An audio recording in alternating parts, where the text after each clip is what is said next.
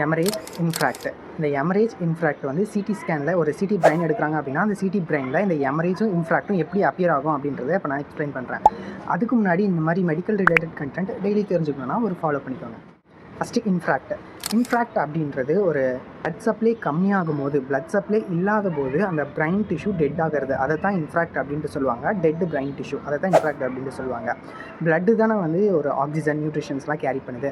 அந்த blood supply வந்து பிரெயினுக்கு ஸ்டாப் ஆகும்போது அந்த டிஷ்யூ டெட் ஆகிடும். இது வந்து நமக்கு சிடி ஸ்கேனில் பிளாக் கலரில் அப்பியர் ஆகும், ரொம்ப டார்க்காகவே அப்பியர் ஆகும். அதுக்கப்புறம் ஹெமரேஜ் அப்படின்றது ப்ளீடிங், அதாவது ஒரு பிரெயினுக்கு பிளட்டை கொண்டு போகக்கூடிய ஏதாவது ஒரு பிளட் வெசல் வந்து ரப்சர் ஆகும்போது அந்த பிளட்டெல்லாம் வந்து லீக் ஆகி பிரைன் டிஷ்யூஸ்லேயே கலெக்ட் ஆகும். அதை தான் ஹெமரேஜ் அப்படின்ட்டு சொல்லுவாங்க. அது வந்து நமக்கு சிடி பிரைனில் ஒயிட் கலரில் அப்பியர் ஆகும். பேசிக்காக சிடி ஸ்கேன்ட்டு பார்த்திங்கன்னா நமக்கு இந்த போனு பிளட்டெல்லாம் வந்து ஒயிட் கலரில் அப்பியர் ஆகும். அதுவே பிரைன் டிஷ்யூவாக இருந்தால் அது க்ரே கலரில் அப்பியர் ஆகும். ஃப்ளூயிட் எதனா இருந்தது அப்படின்னா அது டார்க் கலரில் நமக்கு அப்பியர் ஆகும். இந்த இன்ஃப்ராக்ட் அப்போ அந்த பிரைன் டிஷ்யூ டெட் ஆகி அதில் எடிமா ஃபார்ம் ஆகி அதில் ஃப்ளூயிட் பில்ட் ஆகும். ஸோ அதனால தான் வந்து நமக்கு பிளாக் கலரில் டார்க் கலரில் அப்பியர் ஆகுது. ஸோ நெக்ஸ்ட்டு எந்த கண்டென்ட்டை பேசலாம் அப்படின்றத கீழே கமெண்ட் பண்ணுங்கள். That's all. பை.